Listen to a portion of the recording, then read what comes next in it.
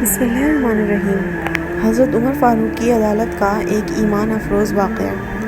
امیر المومنین حضرت عمر فاروق رضی اللہ تعالیٰ عنہ کی عدالت عالیہ میں ایک مقدمہ پیش ہوا۔ وہ خوبصورت نوجوان ایک نوجوان کو پکڑ کر حاضر ہوئے اور فریاد کی، اے امیر المومنین، اس نوجوان نے ہمارے بوڑھے باپ کو قتل کر دیا ہے، اس ظالم قاتل سے ہمارا حق دلوائے۔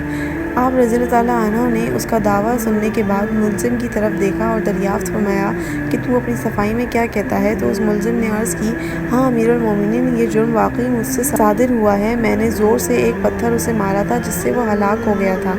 فاروق اعظم نے فرمایا، گویا تو اپنے جرم کا اقرار کرتا ہے؟ ملزم، ہاں امیر المومنین، یہ جرم واقعی مجھ سے صادر ہوا ہے۔ آپ رضی اللہ تعالیٰ عنہ نے فرمایا، پھر تم پر قصاص لازم ہو گیا اور اس کے عوض تمہیں قتل کیا جائے گا۔ ملزم نے جواب دیا، آقا، مجھے آپ کے حکم اور شریعت مطالعہ کے فتوے سے انکار نہیں، البتہ میں ایک گزارش کرنا چاہتا ہوں۔ ارشاد ہوا، بیان کرو۔ عرض کی، 3 دن کی مہلت چاہتا ہوں، 3 دن بعد حاضر خدمت ہو جاؤں گا۔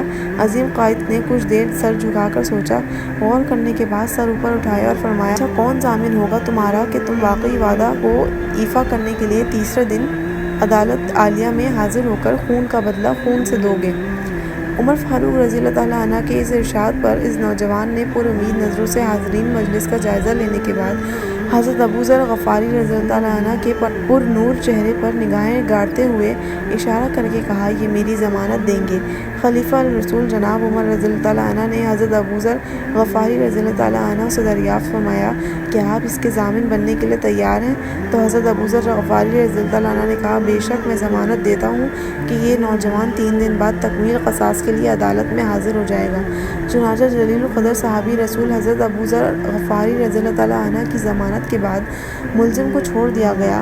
2 دن گزر گئے اور تیسرا دن آ گیا۔ جلیل القدر صحابہ کرام رضوان اللہ علیہم اجمعین اور مشیران خلافت دربار میں جمع ہوئے۔ دونوں مدعی بھی آ گئے۔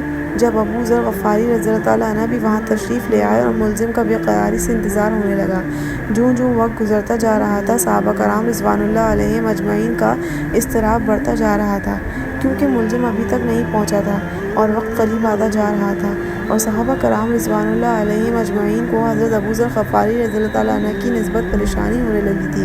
مزید یہ کہ 1-2 مرتبہ مدعیوں نے بھی دریافت کیا، مگر حضرت ابو ذر غفاری رضی اللہ تعالیٰ عنہ نے ہر مرتبہ یہی جواب دیا کہ اگر 3 یوم گزر گئے اور ملزم نہ آیا تو میں اپنی ضمانت پوری کروں گا۔ پریشانی کی کوئی بات نہیں۔ جب حاضرین پریشانی کی انتہا پر پہنچ گئے اور دہلا دینے والے انجام کے تصور سے سہم گئے، دربار میں حاضر ہوا۔ اس کا جسم پسینے سے شرابور تھا، چہرے پر گرد جم چکی تھی، مسلسل بھاگنے سے اس کی سانس پھول گئی تھی۔ اس نے آتے ہی سلام کیا اور اس کی اللہ تعالیٰ کا جو حکم ہے بجا لایا جائے۔ آپ رضی اللہ تعالیٰ عنہ کے دریافت کرنے پر ملزم نے بتایا کہ میں ایک امانت والے کی امانت اسے سپرد کرنے گیا تھا۔